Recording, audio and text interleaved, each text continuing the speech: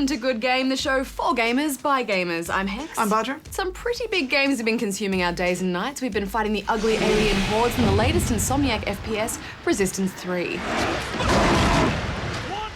Plus we take on the shambling undead in Dead Island.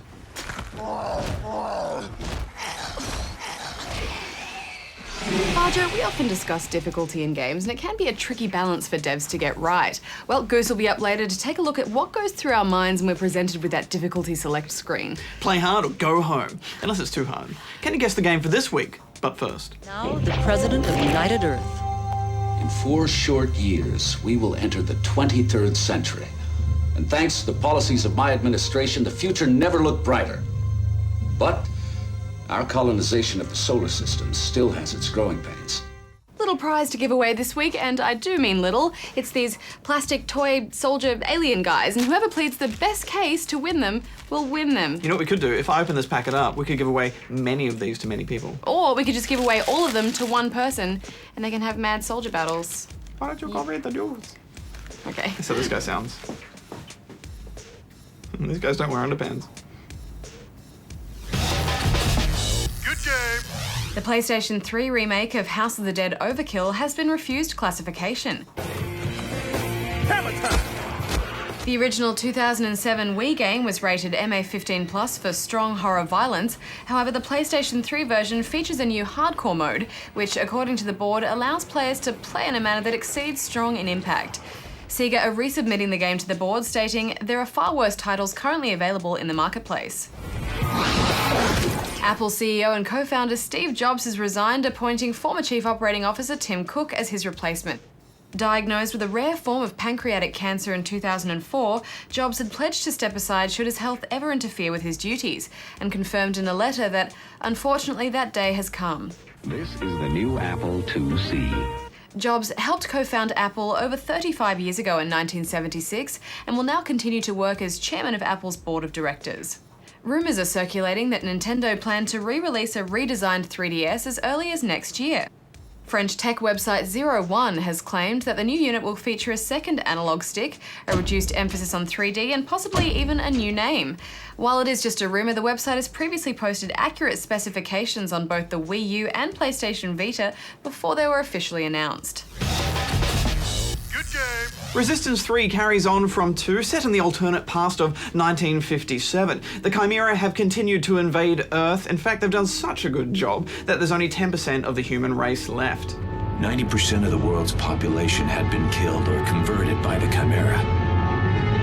Those of us remaining did what we could to remind ourselves we were human. It's been a long fight, and we're not doing so well. In fact, the Chimera can't even be bothered converting us anymore. Lazy. I know, right? It is a depressing time to be human. The aliens have settled in and are mopping up what's left.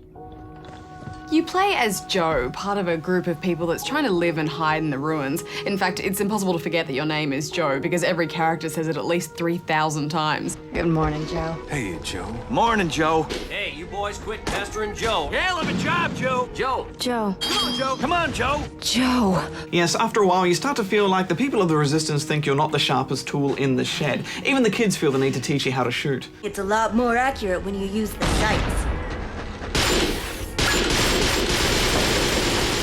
There's just a little bit too much of this running dialogue where you're being told exactly what to do and how you should do it. It wouldn't be so bad if it wasn't so dry. Yeah, it's the developer trying to keep you moving along, but it does get quite repetitive. I like the look of it though, Barjo. It has this kind of somber feel that really paints a picture of like a civilization on its last legs. All scouts, report in. North outpost, clear. Tommy Dean, report in. Tommy Dean, do you read me? Yes, it's all very depressing, isn't it? And I'm finding more and more now, if a game is this depressing, I just need to do everything I can to offset that by jumping around as much as possible and generally doing the opposite of what people want me to do. Standard practice now. Stay out of the streets. Okay, everybody to your scouting positions. Stay hidden. We'll let them walk through town and move on, just like last time. The Resistance games haven't ever been known for their great storytelling. It's more about those big monsters and mostly unique guns and really big levels.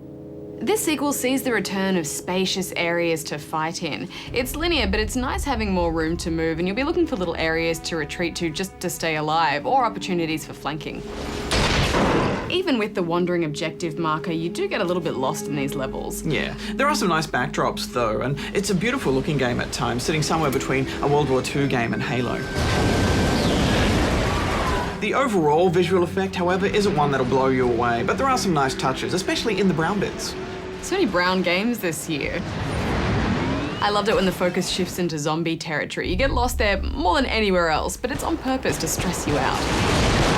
Fast-moving chimeras swarm and surround you. You're constantly trying to keep them at bay as you scramble for an exit. Yeah, they did that in Resistance 2 as well. They left the whole World War II feel, then suddenly did the zombie romp, and it was the best part of the game. I guess they liked it so much they did it again. There are a few big fights. This guy pops up a couple of times and requires you to shoot the weak parts before you can take him down. You also have a few encounters with giant striders that need to be shot in the gross bits.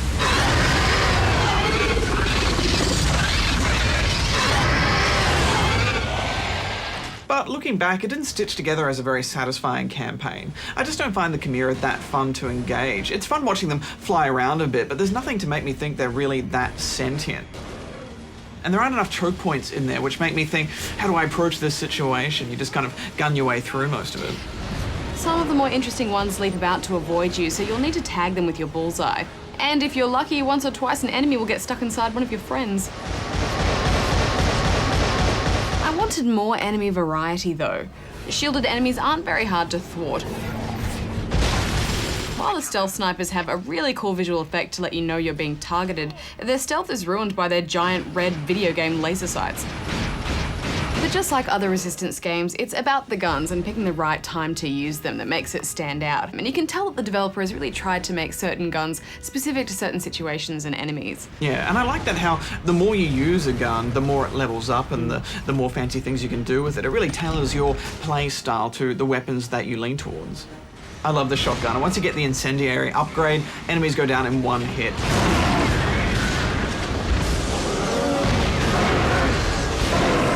The auger is also back, which is handy for those situations where your health is low and you need to put a shield up. It's also good for finding that one enemy that's stopping you from moving on to another section, which is a pet hate of mine. The marksman now has a mini turret it can fire, so along with your projectile proximity hedgehog mines, you can set up some traps for oncoming enemies. The cryo gun freezes enemies and the second function shatters them, which is good for swarms. There's also a mutator gun, which sort of blobifies enemies, but it's really hard to sort of aim your globules, so it was good for the mission that you got it, but after that I just gave up on it. My main problem with the combat here is that you don't have regenerating health this time around, so you'll just spend all of your time looking for those little health packs everywhere, and you can't carry a couple of spares, so you'll die a lot in this game, even on normal difficulty.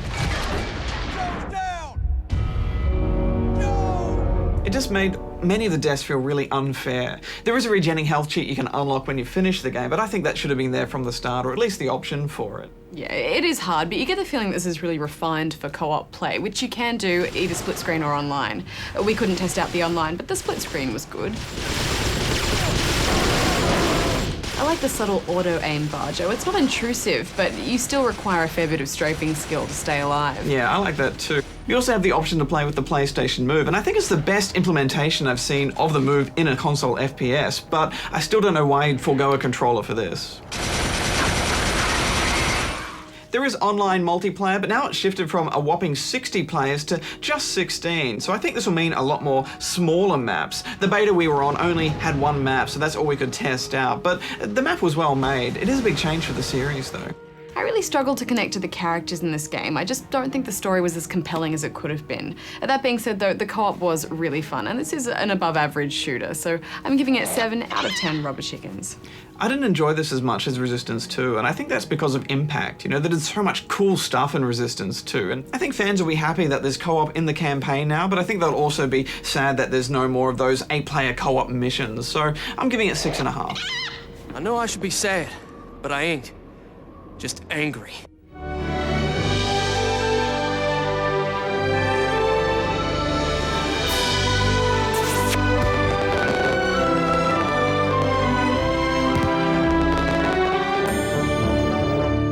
So the first game that I absolutely fell in love with would be from Origin Games. I think it was Auto Duel, which was based off the board game Card Wars. But Auto Duel, it was really cool in that it was kind of like a RPG experience, but you were a courier in the future. But the really fun thing is that you would have to drive from city to city, but the drives usually took a couple, like 3 or 4 hours, and it was not doing a lot, but you would take turns with your friend. Playing through that game was probably the first game I absolutely fell in love with. Good game. All right, Barjo, let's get on to a few questions. First up, we have this one from Mitchell in Beverley, Western Australia.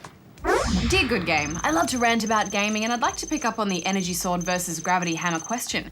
You talked about straight-on 1v1 energy sword versus gravity hammer, but you forgot about the thousands of situations like sneak attack, so try and look at the overall picture. Ever heard of a fair test? How I love my ranting. Please evaluate. Well, Mitchell, we suspect you could be right. Perhaps our test needed a few more elements to be considered truly scientific. Yeah, so we've made it a 2 versus 2 game. One team gets swords, one team gets hammers, with a pretty decent and a pretty rubbish Halo player on each team, to make it a bit more realistic. This is how it went down.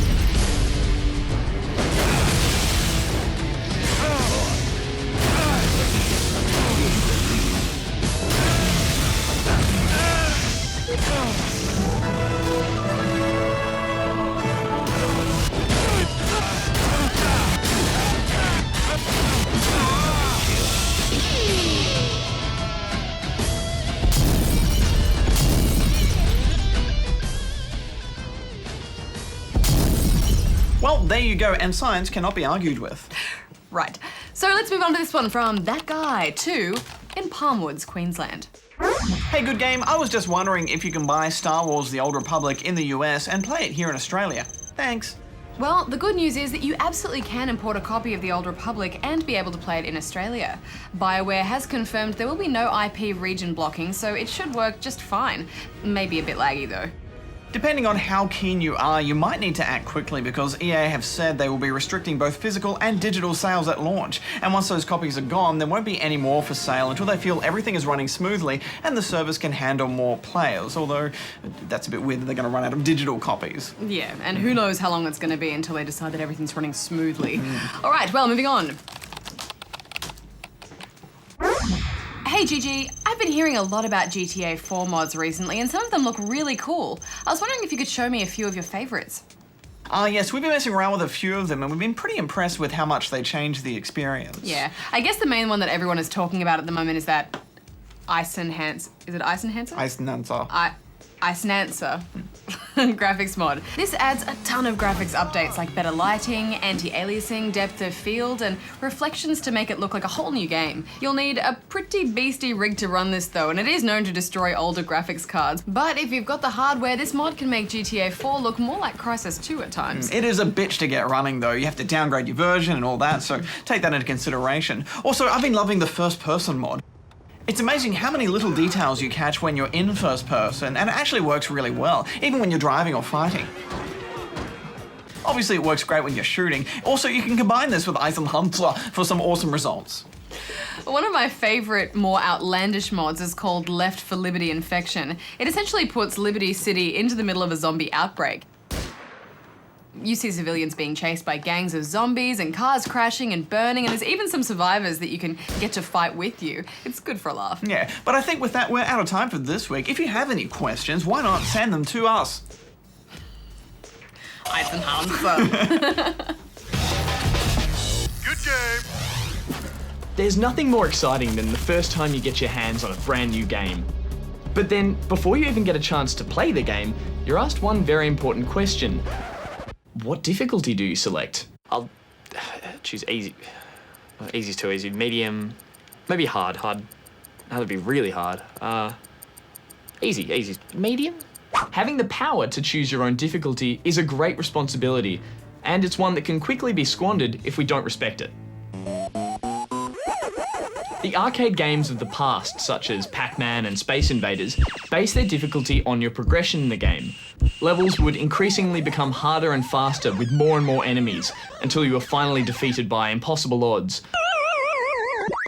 Or if you're really good, and I mean really good, you actually finish the game.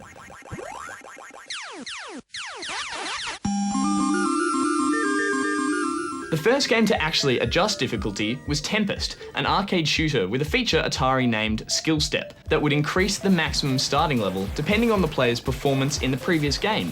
Suddenly, experienced players were faced with a real challenge right from the start, and since then, adjustable difficulty has become standard in almost every game. Traditionally, you had 3 difficulty levels: easy, medium, or hard. Total noobs chose easy, normal gamers chose medium, and the pros headed straight into hard. But what if you were a normal noob, or a pro-normal? Soon, games became flooded with a wider selection of difficulties. Doom and Duke Nukem did away with the traditional names, adding difficulties like Come Get Some or I'm Too Young to Die. And while these were just some jazzier names, branding a game's difficulty quickly became the standard. Eventually, every game had adjustable difficulty of some sorts. Sports games upped the opponent's aggression and tactics. Game better. Races included rubber band AI to catch up. I got you now! And FPSs increased damage and accuracy, or even added objectives, like in the N64 classic GoldenEye. Dramatic improvements in AI has given us smarter and tougher opponents, and developers are even using difficulty as a storytelling device, occasionally altering a game's ending based on the difficulty selected. Oh, this is it, baby. Hold me. This is an awesome plus for those hardcore gamers who are able to play on the highest difficulty. But what about the rest of us plebs? The cautious gamer may play through a game on easy to get the full experience, unhindered by obstacles, enemies, and frustration of having to play levels over and over again.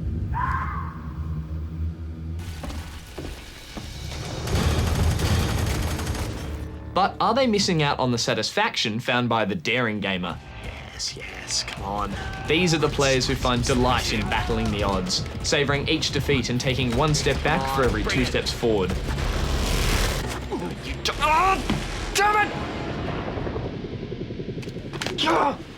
However, the toughest difficulty often feels like it only exists to troll gamers, made by the one guy on the dev team who can actually get through it. So how can games help guide players towards selecting the right difficulty for them? Well, games like Halo and BioShock included descriptions of what to expect, or what sort of experience is required before selecting each difficulty. Whereas races like Shift and Grid require you to complete a test lap or 2 and recommend a difficulty based on your performance for that race. More recently, games like Bastion let you pick and choose challenges during a level that not only increase the difficulty, but also the reward. Red Dead Redemption allowed you to skip tasks altogether if you failed, giving you the option to reattempt in the future. And of course, Left 4 Dead's famous AI director generated an entirely different experience each time you played based on your zombie slaying skills. Watch out! By building the difficulty into the game instead of pigeonholing players into categories, we're starting to see a new generation of games that evolve and transform around the player. Sure, dynamic difficulty is hardly perfect at most times, but it does help stop players breeze through a game or succumb to so much frustration that the game lands straight into their pile of shame. It's definitely been hard for devs to get difficulty settings just right. And in the future, maybe we will see games with the perfect combination of immersive difficulty that also lets us chop and change settings as we go. Not too easy, not too hard, just right.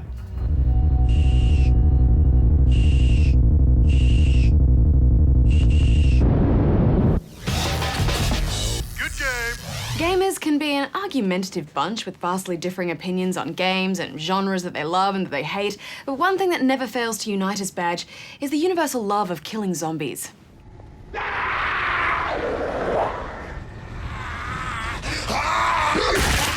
Dead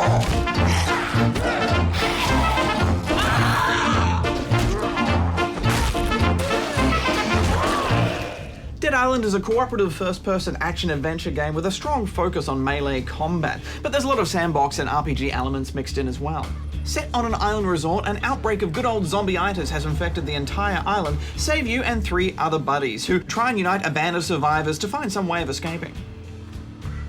You can choose from one of 4 characters that are all wonderfully diverse and have a really solid and detailed backstory, each charged with their own mix of bitterness and regret. I used to play the big casinos in Vegas or Atlantic City. Now it's just Reno or Laughlin. Also, the island itself is set somewhere around Papua New Guinea, so most of the people on it are Australian. Prepare yourself for some pretty cringeworthy Australian accents. You need to get out of there, and I can help you. I can arrange for transportation, by air, by sea, but first you need to get here, to me. Where are you? The game is designed to be played with friends, but since we couldn't take our review code online, we took on the island solo, and due to its sandboxy freedom, it was still a lot of fun. The zombie virus spreads like a zombie virus should, but somehow you are immune to it, and no matter how many times you're bitten, you just keep coming back. You got no symptoms, but those aren't love bites, are they? The game is set out like an RPG in that you're sent to certain safe areas where survivors have grouped and will act as your quest givers. Since you are immune to zombie bites, you're the one that's entrusted with everything from getting medication to loved ones, to retrieving personal items, to greater quest chains that'll see you trying to find a way off the island. Killing the undead will earn you XP, with specific kills or dismemberment earning you even more. You'll level up and earn skill points to be spent in a tech tree, and you have the option of spending your skill points willy-nilly, or choosing to specialise in either combat, fury, or survival. I went Survivor, and I think that's because it felt like the most roguelike option, you know, allowing me to attract less attention to myself and stay alive for longer. There was even lockpicking. I'm such a forager. It can be tedious looking through all those suitcases, but every scrap of cash counts towards those sweet, sweet mods. Mind you, since you appear to do this yourself at repair tables, I'm not sure who that money is supposed to be going to, but anyway. The other items you collect can either be sold or used when you get blueprints for weapon mods. Things like flaming baseball bats and deodorant bombs. It's that kind of resourcefulness that comes from just really using what you have. I mean, the reality is a fancy resort on an island wouldn't have piles of guns and crates just lying around everywhere, so you get that kind of survivor joy of makeshift weapons. Weapons have a really short lifespan, however, so you need to have a fairly extensive arsenal on rotation that you can work your way through until you make it back to a repair table. Some choice items you'll really want to hang on to, even if they're broken, especially if you put money into upgrading or modding them, because everything can be fixed. Weapons can be thrown too, which is brilliant, but once you've thrown it, you do have to go and get it back. Go to hell! Usually that just means retrieving it from the flesh of a slain zombie, but occasionally I've missed and then spent the next 10 minutes combing the beach for my beloved kitchen knife that I've waywardly hurled in the wrong direction, so be careful what you throw. You also have a fairly decent kick, and combining that with your weapon is quite effective. Also, if you've got a weapon that you really want to conserve the life of and you manage to knock a zombie to the ground, just keep kicking them. Zombies range in shapes and sizes, some amble towards you. But it is absolutely terrifying when you hear that rage-filled shriek and you turn around to see some crazy zombie sprinting towards you at full pelt. It's then equally satisfying when you hurl a meat cleaver at them, stopping them in their tracks. Zombies get harder as you level up, and there are also special zombies that are harder to kill, like these thugs, which are exceptionally slow, but will quickly knock the life out of you if you get anywhere near them. So you need to do a bit of a fancy dance around them, making strategic strikes. Yeah, I wasn't very good at that. I took the approach of just hurling every single weapon in my inventory at him until he died.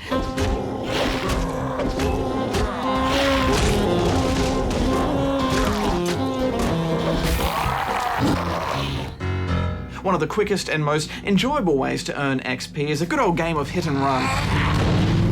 You know, they're zombies. They want to eat your brains, and if you don't kill them, they will kill you. So you just give yourself license to be merciless, and that is really fun. The only thing that did tweak my maybe that's a bit wrong radar is the fact that because this is an island resort, many of the zombies you're killing are ladies in bikinis. It's a far cry from the oozy, rotting Left 4 Dead style zombies. These still look quite human, and something about hacking at the half-naked, face-down body of a woman with a meat cleaver just made me feel like some 90s slasher movie killer. And then you took her money. And then I took her money. I think the moment you get on board with this game, though, you are in it to just survive, which is actually pretty easy because you can't die. You just take a cash penalty. It is a pretty punishing cash penalty, though, and you need that money for repairing and upgrading all of your tools. There are some parts to this game which do feel a bit unpolished, though. We're not on the final code, but for example, you'll be talking to a quest giver and they won't actually look at you. They just stay in the same pose. It just seems a bit unnatural, especially when they're expressing their heartfelt thanks for some job you've helped them with. You just saved a lot of lives, mate. You may have even saved Anne's. Thank you. I know that this is a game that's designed to be played in co-op, but at one point it played out a cutscene that introduced some new breed of nasty zombie, and suddenly I was surrounded by my buddies, even though I was playing in single player. I had a kind of moment of, where did everybody go? And I was then left to fight it on my own. Forever alone. I thought it had a good mix of the thrill of danger mixed in with the comedy of zombie massacre, and I actually quite enjoyed this approach to a zombie game, particularly with the RPG elements and the melee focus. I'm really keen to see this through, not to mention I think it would be a hell of a lot of fun to play through with buddies. I'm giving it 8 out of 10 rubber chickens. Yes, I suspect the co-op will make this game. I can just imagine a bunch of people in a little sandbox, zombies, vehicles, and electrified machetes. It's going to be rife for shenanigans. So I'm giving this 7 out of 10 rubber chickens.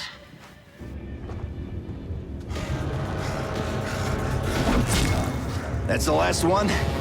Okay, then. Thanks, mates. Good game. I love you. No, I love you. What are you doing? Oh, I've caught you red-handed. We love you too. So did you guess the game for this week? For the record, don't eat them because they're plastic. It was Disruptor, released in 1996 for the PlayStation 1. This futuristic first-person shooter was the very first game from Resistance 3 developer Insomniac Games. You don't have the brain power to outmaneuver a few droids with attitude. I never forgive myself for sending you on a real mission.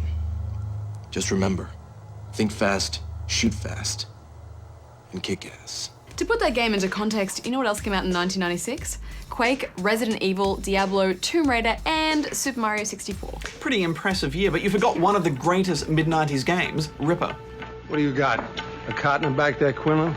Here's my stuff. I'm going into interrogation, Brennan. You know, little police work. How's the coffee, Sarge? Nice and hot. Coming up next week, it's time to pile up some bodies and count them in body count.